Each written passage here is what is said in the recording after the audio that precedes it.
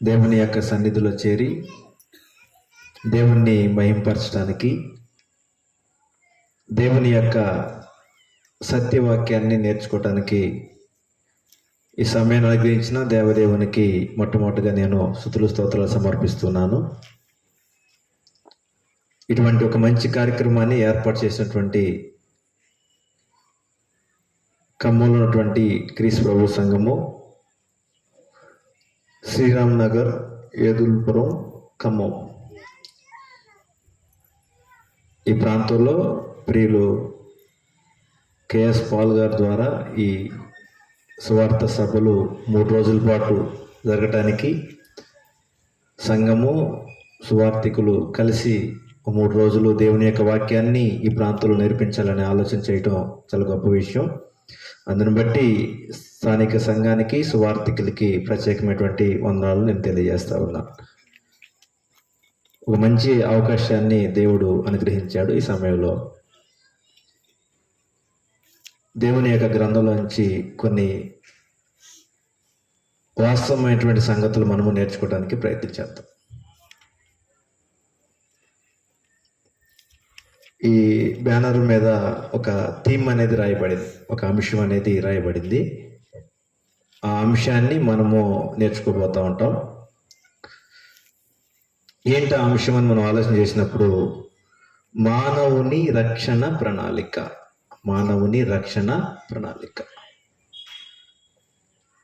దీనిలో 3 భాగాలుగా మనము ఆలోచన చేయబోతూ ఉంటాం. ఒకటి, మానవుడు అంటే ఎవరో ఆలోచన చేయబోతూ ఉంటాం. 2, రక్షణ అంటే ఏంటో ఆలోచన చేయబోతూ ఉంటాం. 3, ప్రణాళిక, దేవుని యొక్క ప్రణాళిక, దేవుని యొక్క రక్షణ ప్రణాళిక ఏమిటో ఆలోచన చేయబోతూ ఉంటాం. చక్కగా 3 విషయాలు బ్యానర్ మీద మనకు కనపడతా ఉన్నాయి. మానవుని రక్షణ ప్రణాళిక. మహాదేవుడు ఈ భూమి మీద నరుని నిర్మాణం చేసినప్పుడు దేవుడు మనల్ని ఎలాగూ నిర్మాణం చేశాడో ఆ సంగతులు మనం ఖచ్చితంగా తెలుసుకోవాల్సిన అవసరం. నరుడు ఈ భూమి మీద ఎలా ఉద్భవించాడు మనుషులకి అర్థం కావట్లేదు. కోతి నుండి మనిషి వచ్చాడని నమ్మేటువంటి మనుషులు లేకపోలేదు. ఆఫ్రికా కోతి నుండి మనిషి ఉద్భవించాడు. కాలక్రమంలో కోతిలా ఉన్న వ్యక్తి కాలక్రమంలో మనిషిలాగా తాను పరిణితి చెందాడు అనే నమ్మకము నేడు లోకంలో ఉన్నది. ఒక పెద్ద విస్ఫోటనం ఒకటి భూమి మీద, అది విస్ఫోటనం జరిగి దానిలో నుంచి మనిషి ఉద్భవించాడని లోకంలో నమ్మకం ఉన్నది. బిగ్ బ్యాంగ్ థియరీ అనే ఒక థియరీ సైన్స్ ఎవరైతే పుస్తకాలు చదువుతుంటారో ఆ పుస్తకాల్లో ఆ సంగతులు తెలియజేయబడతా ఉంటాయి. మా చిన్నతనంలో మేము చదువుకున్నప్పుడు సైన్స్ ఏం చెప్తుందంటే ఇటువంటి విషయాల్ని తెలియజేస్తూ ఉంటుంది. కోతి నుండి వచ్చాడనో లేకపోతే ఇలాగ విస్ఫోటనం ద్వారా ఈ భూమి, ఈ మనుషులు వీళ్ళందరూ ఏర్పడ్డారనే విషయాలు లోకం చెప్పే సంగతులు అవి. కానీ మనుషులు ఏం చేస్తున్నారంటే ఆ లోకం చెప్పే సంగతుల్నే అవే నిజమైనవిగా భావించేసి జీవితాలని ముగించేసే పరిస్థితిలో మనుషులు ఉన్నారు. ఇలాంటి పరిస్థితుల్లో మనుషులుగా, ఈ భూమి మీద పుట్టినటువంటి మనుషులుగా మనం ఒక ప్రశ్న మన జీవితంలో వేసుకోవాల్సిన అవసరం.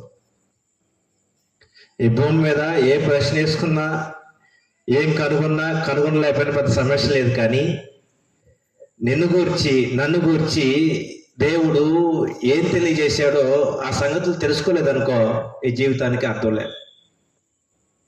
ఈ భూమి మీద ఏం తెలుసుకోకపోయినా పెద్ద ఇబ్బంది లేదు.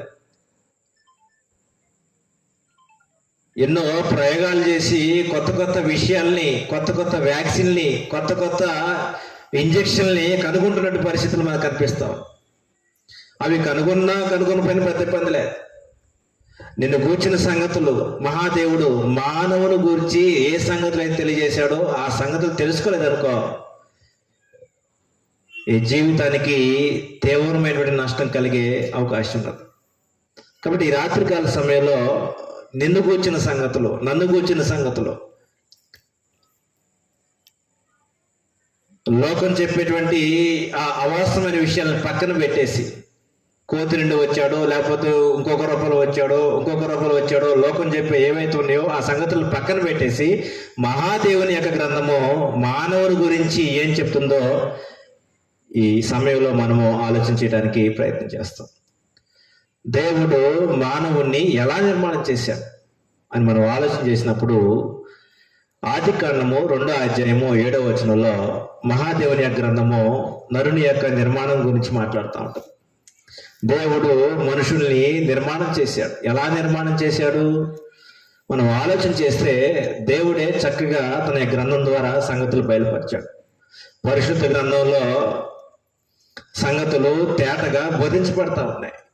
మనుషుల్ని కన్ఫ్యూజ్ చేయట్లేదు, మనుషుల్ని ఏదో తీవ్రమైనటువంటి గందరగోళంలోకి నెట్టిపడేలేదు. చాలా చక్కగా సంగతులు దేవుడు తెలియజేశాడు. మనుషుడు ఎలాగ నిర్మించబడ్డాడో, మనుషుల్ని దేవుడు ఎలాగ నిర్మాణం చేశాడో ఆ సంగతి తెలియజేయబడ్డాయి. ఆదికాండము 2వ అధ్యాయము 7వ వచనంలో ఈ సంగతి తెలియజేయబడుతూ ఉంటుంది. ఆదికాండము 2వ అధ్యాయము 7వ వచనంలో దేవుడు మనుషుల్ని ఈ భూమి మీద నిర్మాణం చేయాలని ఆలోచన చేసిన తర్వాత ఎలాగూ నిర్మాణం చేశాడో చెప్తాడు. దేవుడు తన పోలిక తన స్వరూపమందు, మన పోలిక మన స్వరూపమందు నరులను చేయుదుము అని ఆలోచన చేశాడా? ఆలోచన చేసిన తర్వాత ఆ నరుని నిర్మాణం చేసేటప్పుడు ఎలాగ నిర్మాణం చేశాడో ఆ సంగతి తెలియజేస్తూ ఉంటాడు. ఎలా నిర్మాణం చేశాడు?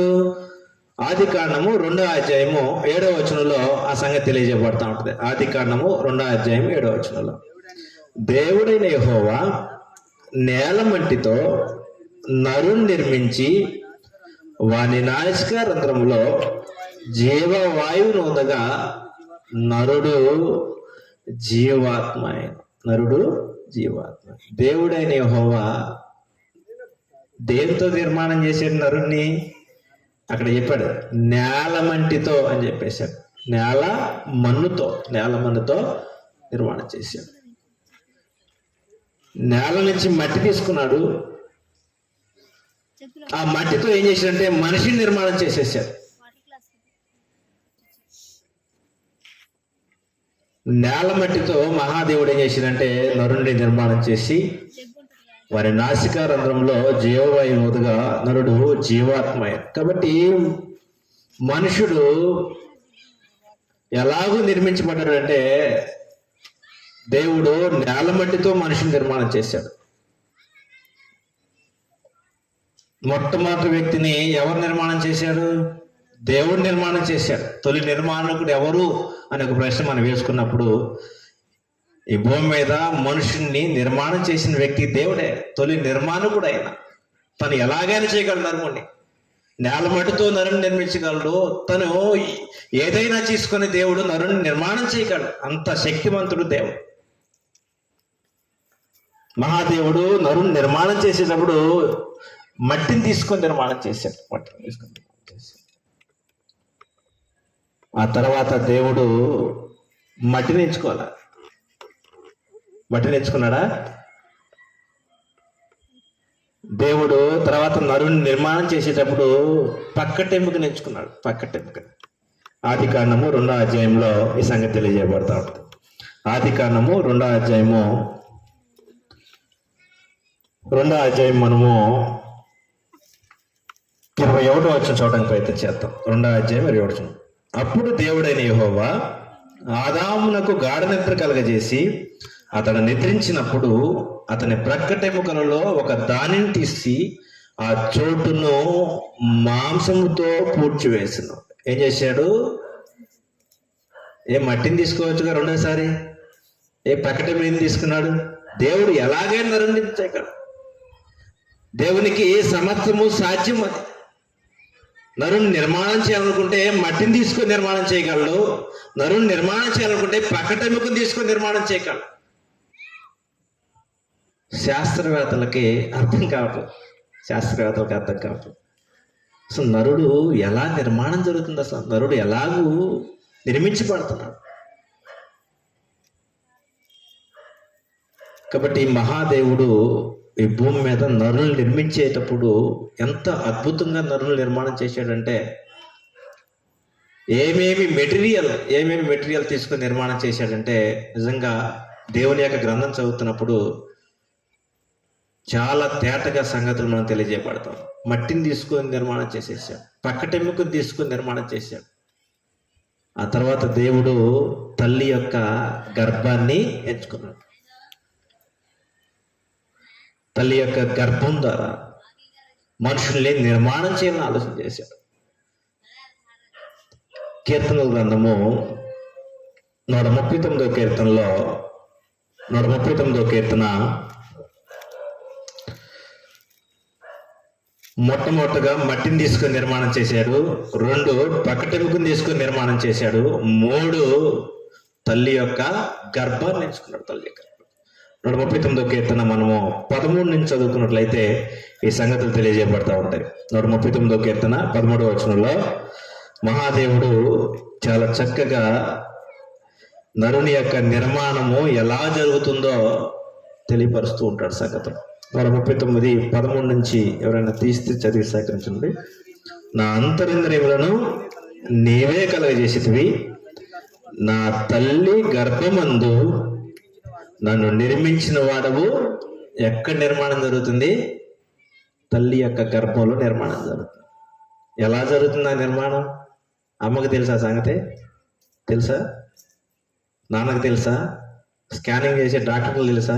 ఇప్పుడు అంటే స్కానింగ్లు వచ్చినాయి కాబట్టి ఏదో స్కానింగ్ తీసేసి ఆ కదలికలను బట్టి ఆ బేబీ యొక్క ఫీటల్ ఏదైతే ఉందో దాన్ని బట్టి ఏం చేస్తున్నారంటే చెప్పేస్తా ఉన్నారు ఆరోగ్యంగా ఉన్నాడు, లేకపోతే అన్ని అవయవాలు లోపల అమర్చబడి అని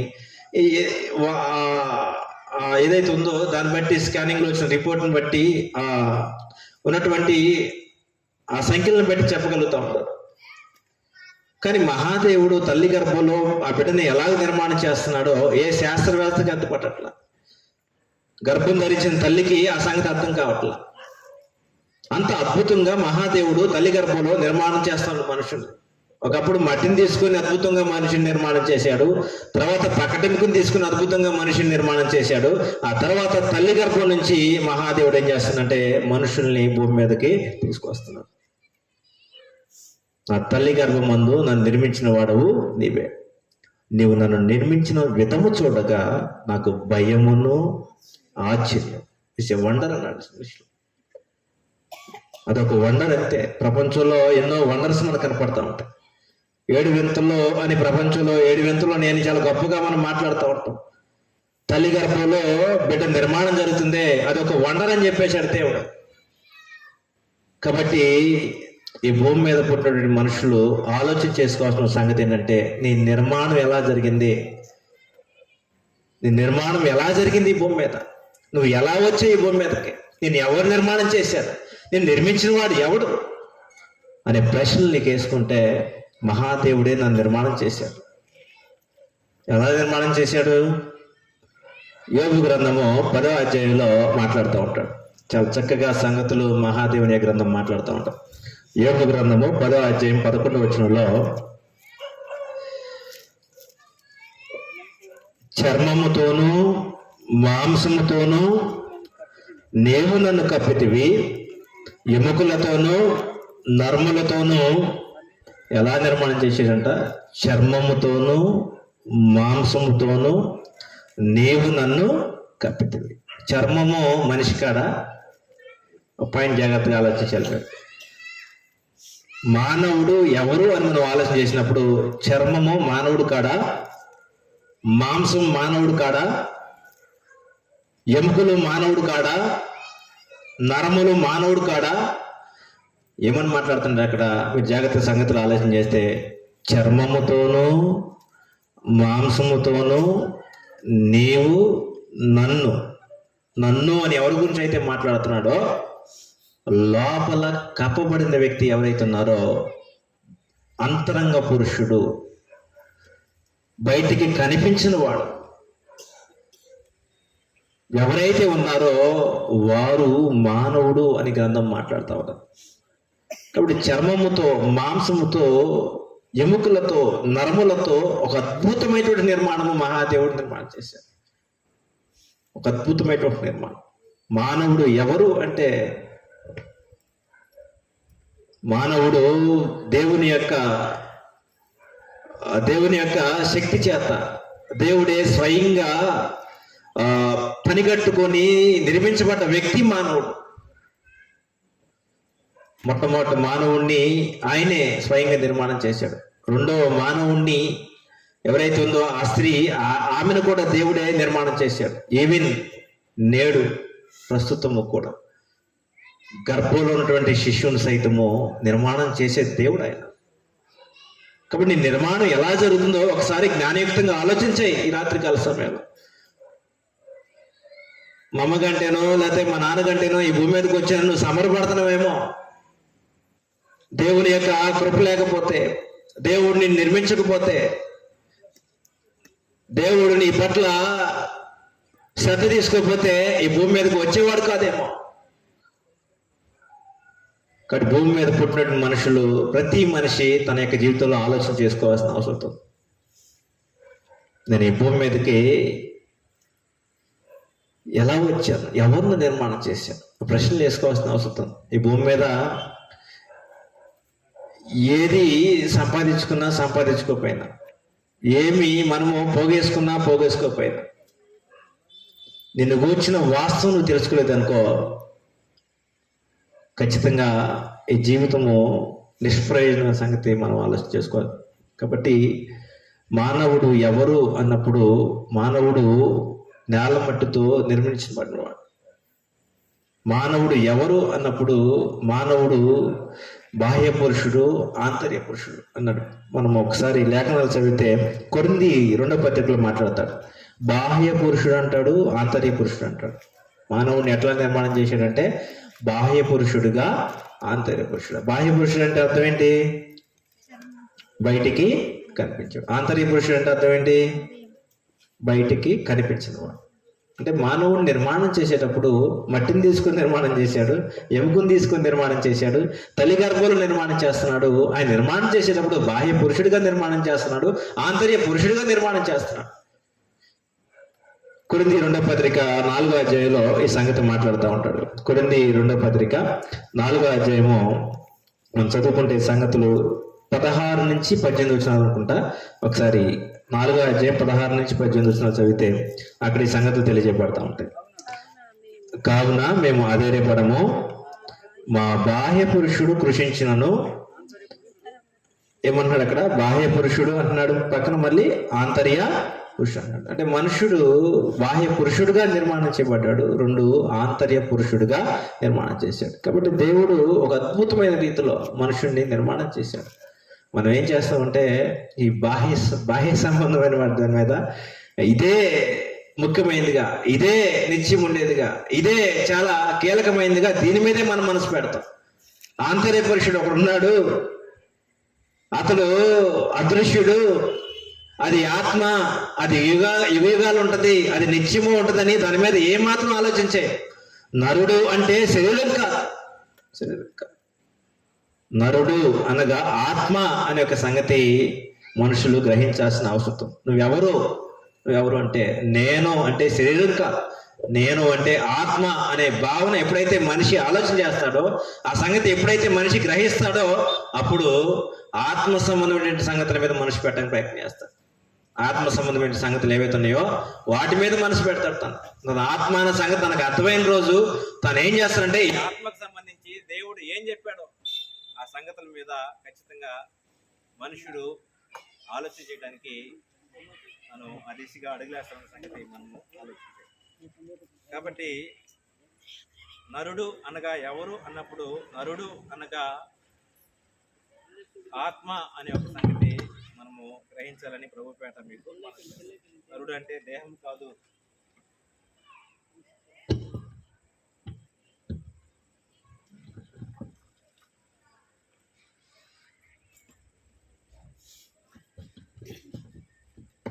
నరుడు అంటే కేవలము దేహం కాదు, నరుడు అంటే ఆత్మ. ఆత్మ అనే సంగతి మనము ఆలోచన చేయాలని మొట్టమొదటిగా మీకు జ్ఞాపకం చేస్తాను. కాబట్టి దేవుడు నరుడిని ఎలా నిర్మాణం చేశాడు? చాలా అద్భుతంగా మహాదేవుడు నిర్మాణం చేశాడు. ఒకరోజు మట్టిని తీసుకొని అద్భుతమైన రీతిలో మనిషిని నిర్మాణం చేశాడు.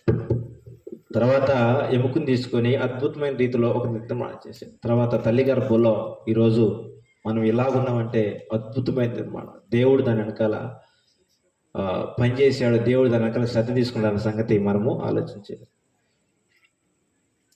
అపోస్తుల కార్యములు 17వ అధ్యాయంలో అపోస్తుల కార్యములు 17వ అధ్యాయంలో ఇలాగూ మాట్లాడుతూ ఉంటాడు. కొన్ని సంగతులు 26 నుంచి మనం చదవడానికి ప్రయత్నించారు. మరియు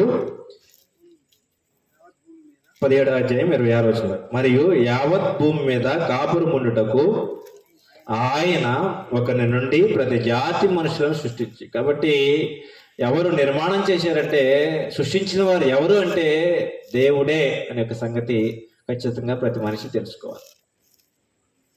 ప్రతి జాతి మనుషులను సృష్టించి అని మాట్లాడుతున్నారు. ఆయన యావత్ భూమి మీద కాపురం ఉండటానికి ప్రతి జాతి మనుషులు సృష్టించాడు. నువ్వు నల్లవాడు అయినా తెల్లవాడు అయినా, అమెరికా అయినా సరే, ఇండియా వాడు అయినా సరే, నువ్వు స్త్రీ అయినా సరే, పురుషుడు అయినా సరే, నువ్వు ఎవరైనా సరే, నేను నిర్మాణం చేసిన వారు ఎవరంటే దేవుడు. నేను సృష్టించిన వాడు దేవుడు, నీ సృష్టికర్త దేవుడు అనే ఒక సంగతి ఖచ్చితంగా మనం తెలుసుకోవాలి. ఏది తెలుసుకున్నా తెలుసుకోకపోయినా ఇది మాత్రం తెలుసుకోవాలి. ఇది తెలుసుకోలేదనుకో దేవుణ్ణి దూషించే అవకాశం ఉంటుంది. ఇది తెలుసుకోలేదనుకో దేవుని యొక్క నిత్య జీవాన్ని ఏదైతుందో దాన్ని త్రోసివేసే అవకాశం ఉంటుంది. అపాత్రులు ఎంచుకునే అవకాశం ఉంటుంది. ఇది తెలుసుకోలేదనుకో నేను నీవే నష్టపరుచుకునే అవకాశం ఉంటుంది. కాబట్టి నువ్వెవరు, నేను నిర్మాణం చేసింది ఎవరు అనే ఒక సంగతి ఖచ్చితంగా మనం తెలుసుకోవాలి. కాబట్టి మానవుడు అంటే ఎవరో కొన్ని సంగతులు మనము ఆలోచన చేస్తాం. చాలా సంగతులు మనం నేర్చుకోవచ్చు. మానవుడు అంటే దేహము కాదు, ఆత్మ. మానవుడు అంటే బాహ్య పురుషుడు కాదు, ఆంతర్య పురుషుడు. మానవుడు అంటే కంటికి కనిపించిన వాడు మానవుడు. కాబట్టి ఈ సంగతి మనము గ్రహిస్తే ఈ మానవులకి దేవుడు ఎందుకు ఈ రక్షణ ప్రణాళిక ఏర్పాటు చేశాడో ఆ సంగతి మనకు అర్థమైంది. నువ్వెవరో నీకు అర్థమైతే, నువ్వేం చేసావో నీకు అర్థమైతే, అప్పుడు ఖచ్చితంగా దానికి దేవుడు ఏం చేశాడో, ఏ మార్గాన్ని దేవుడు మన కొరకు ప్రవేశపెట్టాడో ఆ సంగతులు అర్థమైపోతుంది. కాబట్టి దేవుని పోలిక, దేవుని స్వరూపంలో దేవుని చేత నిర్మాణం చేయబడ్డ మనుషుడు తను ఏం చేశాడంటే పాపం చేసేసాడు. ఒకసారి మనం చదివితే ప్రసంగి గ్రంథము 7వ అధ్యాయము 29వ వచనంలో దేవుని పోలిక, దేవుని స్వరూపంలో నిర్మాణం చేయబడుతున్నారు. దేవుని పోలిక, దేవుని స్వరూపం అంటే దేవుడు ఎలాగూ యథార్థవంతుడో మనిషిని కూడా యథార్థవంతులకు పుట్టించాడు. దేవుడు ఎలాగూ సత్యవంతుడో మనిషిని నిర్మాణం చేసినప్పుడు సత్యవంతులుగా సృష్టించాడు. దేవుడు ఎలాగూ అబద్ధమాడిన వాడో మనిషిని కూడా అలాగే నిర్మాణం చేశాడు. కానీ మనుషులు ఏం చేశాడంటే తన యొక్క యథార్థతని కోల్పోయాడు. ఒకసారి ప్రసంగి గ్రంథము 7వ అధ్యాయము 29వ వచనంలో, ప్రసంగి గ్రంథము 7వ అధ్యాయము 29వ వచనంలో, ఇది ఒకటి మాత్రం నేను కనుగొంటిని, అది ఏమనగా దేవుడు నరులను యథార్థవంతులుగాను ఎలా పుట్టించాడు మనల్ని? తన పోలిక, తన స్వరూపం ఏదైతుందో దేవుడు యథార్థవంతుడు కాబట్టి తన పోలిక, తన స్వరూపం మనకు అనుగ్రహించినప్పుడు మనల్ని కూడా ఎలా పుట్టించాడంటే యథార్థవంతులకు పుట్టించాడు. నేను నిర్మాణం చేసేటప్పుడు, నన్ను నిర్మాణం చేసేటప్పుడు, ఈ భూమి మీద మనుషులు నిర్మాణం చేసేటప్పుడు దేవుడు ఎలా నిర్మాణం చేశాడంటే వారిని యథార్థవంతులుగా పుట్టించాడు. కానీ మనుషులు ఏం చేశారంటే వివిధమైనటువంటి తంత్రాలు కల్పించుకొని వారు యథార్థతని కోల్పోయారు, పాపం చేశారు అన్నాడు. తను ఏమన్నాడంటే పాపము చేసి అన్నాడు. సరే, రోమపత్రిక 3వ అధ్యాయము 23వ వచనంలో కొన్ని సంగతులు మనం చదువుకొని మనము ముగించుకోవడానికి ప్రయత్నం చేద్దాం. వెనకాల మన మధ్యలో కేఎస్ పాల్ గారు ఉన్నారు, వారు మిగతా విషయాలు మాట్లాడటానికి వారు సిద్ధంగా ఉన్నారు. కాబట్టి మనము కొన్ని విషయాలు ముగింపులో చదివేసి వారికి సమయాన్ని అప్పగించడానికి ప్రయత్నం చేద్దాం. రోమపత్రిక 3వ అధ్యాయము 11వ వచనం చదవడానికి ప్రయత్నం చేద్దాం. 3వ అధ్యాయం 11వ వచనం. నీతిమంతుడును లేడు, ఒక్కడును లేడు. గ్రహించేవాడు ఎవడును లేడు. దేవుని వెతకువాడు ఎవడు లేడు. అందరూ త్రోవ తప్పి ఏకముగా పనికి మాలిన వారైది, మేలు చేయవాడు లేడు, ఒక్కడైనా లేడు. కాబట్టి దేవుడేమో యథార్థవంతులుగా పుట్టిస్తే, దేవుడేమో నీతిమంతులుగా పుట్టిస్తే, దేవుడేమో సత్యవంతులుగా పుట్టిస్తే, వీరేం చేశారంటే నీతిని విడిచి దుర్నీతి వైపు పరిగెత్తేశారు. సత్యాన్ని విడిచి అబద్ధం వైపు వారు మళ్ళీపోయారు. వారు పాపం చేయటానికి వారు అడుగులేసేసేసారు. అందుకే అంటాడు, నీతిమంతుడు లేడు, ఒకడు లేడు, అందరూ త్రోవ తప్పి ఏకముగా పనికిమాలిన వారిని రోమపత్రిక ఉన్నటువంటి రోమలో ఉన్న సంగతి తెలియజేస్తారు. 3:23 చదవండి. అక్కడే రోమపత్రిక 3:23 ఏ భేదము లేదు, అందరూ పాపం చేసి దేవుడు అనుగ్రహించు మహిమను పొందలేము. కాబట్టి అందరూ పాపం చేశారంట. అందరూ ఈ భూమి మీద పుట్టిన వారందరూ, ఒక పసిబిడ్డల సంగతి మనం వదిలేస్తే, అంటే వివేచన లేని, మెచ్యూరిటీ లేని పిల్లలు ఎవరైతే ఉన్నారో వారిని వదిలేసేస్తే, ఎవరైతే మేలు కీడు వివేచించే జ్ఞానం ఉన్నవారు వారందరూ ఏం చేశారంటే పాపం చేసిరనమాట. ఏ భేదం లేదు, అందరూ పాపం చేసి. దేవుడేమో మనల్ని పుట్టించినప్పుడు యథార్థవంతులకు పుట్టించాడు. మనమేమో పుట్టుకతో పాపులం కాదు. మనుషులు ఏంటంటే తల్లిదండ్రుల యొక్క కలయిక ఏదైతుందో, భార్యాభర్తల యొక్క కలయిక పాపంగా మనుషులు పరిగణిస్తూ ఉంటారు. లోకంలో ఉన్నట్టు ఒక నానుడు, ఒక అబద్ధమైనటువంటి సంగతి ఏంటంటే భార్యాభర్తల యొక్క కలయిక ఏదైతుందో అది పాపము అని మాట్లాడుతూ ఉంటారు. అసలు మన పుట్టుకే పాపం అని మనుషులు మాట్లాడేవారు లేకపోలేరు. కానీ దేవుడు ఒకవేళ పుట్టుకతోనే మనల్ని పాపులుగా పుట్టిస్తే దేవుడు అన్యాయస్తుడు అవుతాడు. పాపులుగా పుట్టించి మళ్ళీ పాపం చేస్తే శిక్షించడం అది ఎంతవరకు కరెక్ట్ చెప్పండి? అసలు పాపంగా పుట్టించింది ఆయనే. ఒకవేళ పాపంగా పుట్టించింది ఆయన, ఇప్పుడు పాపంతో పుట్టించిన తర్వాత మనిషి పాపం చేయకుండా ఎలా ఉంటాడు? కాబట్టి అది వాస్తవమైన సమాచారం కాదు. దేవుడు మనుషులు పుట్టించినప్పుడు యథార్థవంతులుగా పుట్టించాడు. ఆయన పుట్టించేటప్పుడు తన పోలిక, తన స్వరూపంలో పుట్టించాడు. కానీ మనుషులు ఏం చేశాడంటే వివిధమైన తంత్రాలు కలుపుకున్నాడు. నరుని యొక్క హృదయంలోని తలంపులన్నీ చెడ్డమని మాట్లాడేశాడు. ఆదికాండం 6వ అధ్యాయము మనము 3 నుంచి 5 వచనాలు చదువుకుంటే వారి యొక్క హృదయం యొక్క తలంపులు, వారి యొక్క ఆలోచనలు కేవలము చెడ్డమని మాట్లాడేశాడు. చెడ్డవి హృదయంలోని తలంపులు సైతము మనుషుడు చెడ్డ ఆలోచన చేస్తున్నాడు, చెడ్డ హృదయాన్ని కలిగి ఉన్నాడు సంగతులు ఒక రోజున ఆదికాండము 6వ అధ్యాయంలోనే భూమి మీద ఉన్న మనుషుల గురించి మహాదేవుడు తెలియజేశాడు. నాడు మాత్రమే కాదు, నేడు కూడా మనుషులు అలాగే ఉన్నారు. వారి యొక్క హృదయంలోని ఆలోచనలన్నీ చెడ్డవి. ఓర్చుకెళ్ళేస్తాను, స్వార్థం, పగ, ద్వేషం, అసూయ, కక్ష, ఒకరంటే ఒకరికి పడని పరిస్థితి. భార్య అంటే భర్త పడదు, భర్త అంటే భార్యకు పడదు. ఒకరినొకరు చంపుకునే రోజుల్లో మనం ఉండిపోయాం. దానికి కారణం ఏంటంటే దేవుని యొక్క స్వభావాన్ని మనుషుడు కోల్పోయాడు.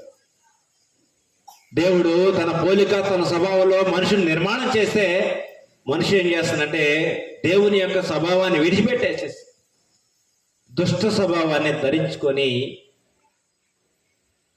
స్వభావం ధరించుకొని మనిషిగా బ్రతకకుండా ఒక మృగంలాగా మనుషుడు బ్రతికేస్తా ఉన్నాడు. ఒక మృగం.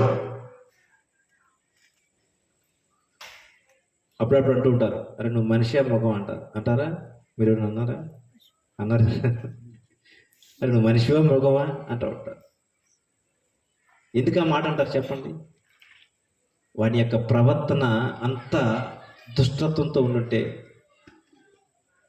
అంత దారుణంగా ఆ మనిషి ప్రవర్తిస్తే అటువంటి సందర్భాల్లో ఏం చేస్తుంటారంటే నువ్వు మనిషివా మృగవా అని మాట్లాడుతూ ఉంటారు. కానీ మనుషులు ఏం చెప్పారంటే దేవుని యొక్క స్వభావాన్ని విడిచిపెట్టేశాడు. దేవుడు ఒక నీతివంతులుగా, యథార్థవంతులుగా, సత్యవంతులుగా దేవుడు మనల్ని పుట్టిస్తే అది మొత్తం విడిచిపెట్టి అందరూ పాపం చేసేసారు. ఆ పాపం చేసిన వారికి మహాదేవుడు ఏం చేశాడంటే రక్షణ ప్రణాళికనే ఏర్పాటు చేశాడు. భూమి మీద పుట్టిన ప్రతి మనిషి, మేలు కీడు వివేచించేటువంటి జ్ఞానం కలిగిన ప్రతి మనిషి పాపం చేసినప్పుడు ఆ పాపం చేసిన మనుషులకి మహాదేవుడు ఏం చేశాడంటే రక్షణ ప్రణాళిక ఏర్పాటు చేశాడు. అందుకే మానవునికై దేవుని యొక్క రక్షణ ప్రణాళిక ఏంటో మనుషులు తెలుసుకోవాలి. పాపిగా ఉండి చనిపోతే ఉపయోగం లేదు. దేవుడు పుట్టించేటప్పుడు మనిషిని పాపిగా పుట్టించలేదు. ఒకసారి కీర్తన గ్రంథంలో ఒక సంగతి చదివేసి మనం ముగించుకోవడానికి ప్రయత్నం చేస్తాం. లోకంలో ఉన్నట్టు ఒక అబద్ధం ఏంటంటే మనిషి పుట్టుకతోనే పాపి అని మనుషులు మాట్లాడుతూ ఉన్నారు. అది ఒక అబద్ధం. కీర్తన గ్రంథము మనము చదివితే 51వ అధ్యాయము మనము ఆ లేఖనం చదువుతాం. చూడండి ఒకసారి. కీర్తన గ్రంథము 51వ అధ్యాయం. దావీదు పాపం చేసిన తర్వాత తను రచించినట్టు ఒక కీర్తన, పశ్చాత్తాపంతో ఒక కీర్తన రచిస్తూ ఉంటాడు. రచించినప్పుడు ఆ విషయాలు మాట్లాడుతూ ఉంటాడు. ఒకసారి మొదటి నుంచి చదువుతాం. దేవా, నీ కృప చొప్పు నన్ను కరుణింపు. ఒక భయంకరమైన పాపం దావీదు తన జీవితంలో చేస్తాడు. చేసిన తర్వాత ఆ పాపానికి తను పశ్చాత్తాపడుతూ ఉంటాడు. పశ్చాత్తాపడి ఒక కీర్తన రాస్తాడు. తన మనసులో రేగుతున్నటువంటి, తన మనసులో ఆ పశ్చాత్తాపు ఆలోచనల్ని అక్కడ రికార్డ్ చేశాడు. మనం చదివితే, దేవా, నీ కృప చొప్పున నన్ను కరుణింపుము, నీ వాత్సల్య బాహుల్యం చొప్పున నా అతిక్రమం తోడ్చివేయము, నా దోషం పోవునట్లు నన్ను బాగా కడుగుము, నా పాపం పోవునట్లు నన్ను పవిత్రపరచుము, నా అతిక్రమములు నాకు తెలిసే ఉన్నవి, నా పాపం ఎల్లప్పుడూ నా ఎదుటనున్నది,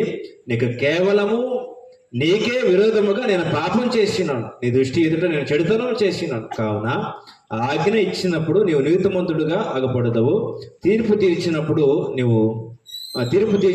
నిర్మలుడుగా అగపడదవు. నేను పాపములో పుట్టినవాడను. పాపముతో అన్నాడా, పాపములో అన్నాడా? ఆ మాట జాతకం. పాపముతో అన్నాడా, పాపములో అన్నాడా? పాపములో అన్నాడు. పాపముతో అనటం వేరు, పాపములో అనటం వేరు.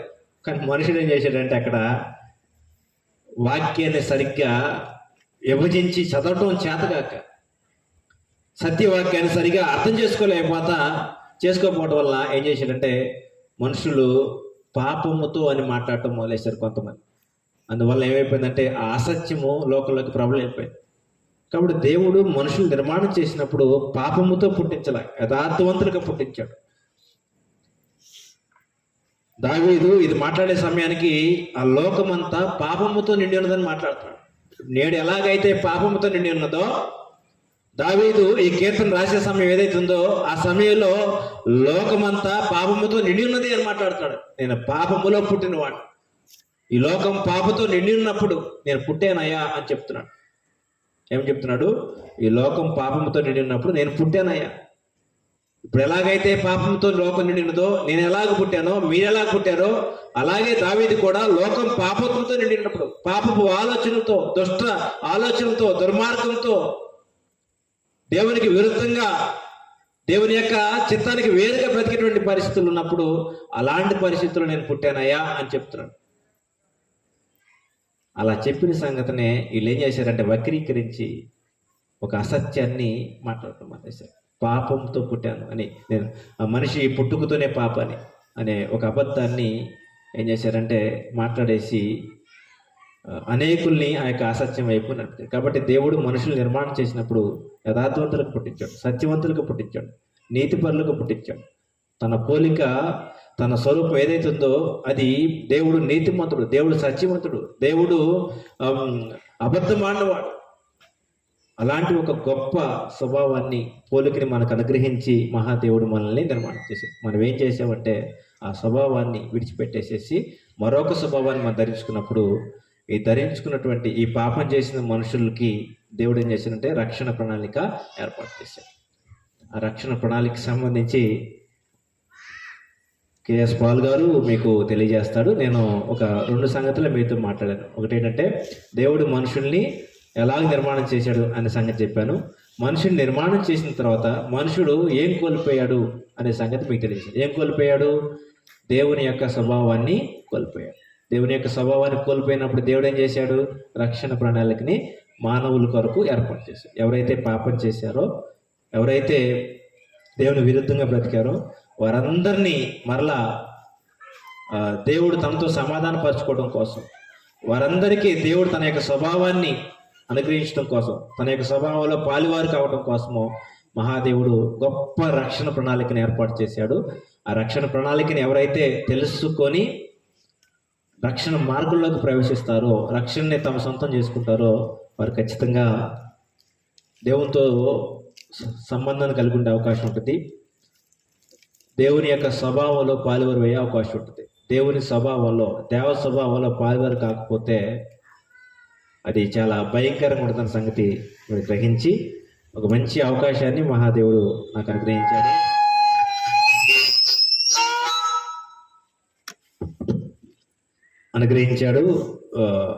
బహుశా రేపు ఎల్లుండి కూడా మేము ఉంటాం. మరికొన్ని సంగతులు మనం నేర్చుకోవడానికి ప్రయత్నం చేద్దాం. మీరు అందరూ శ్రద్ధగా విని సహకరించారు. మీ అందరికీ వందనాలు తెలియజేస్తున్నాను. ఈ యొక్క అవకాశం ఇచ్చినటువంటి ఇక్కడ సంఘానికి, సువార్థికులకి వందనాలు తెలియజేస్తూ నేను వాక్యాన్ని ముగిస్తున్నాను. అందరికీ వందనాలు.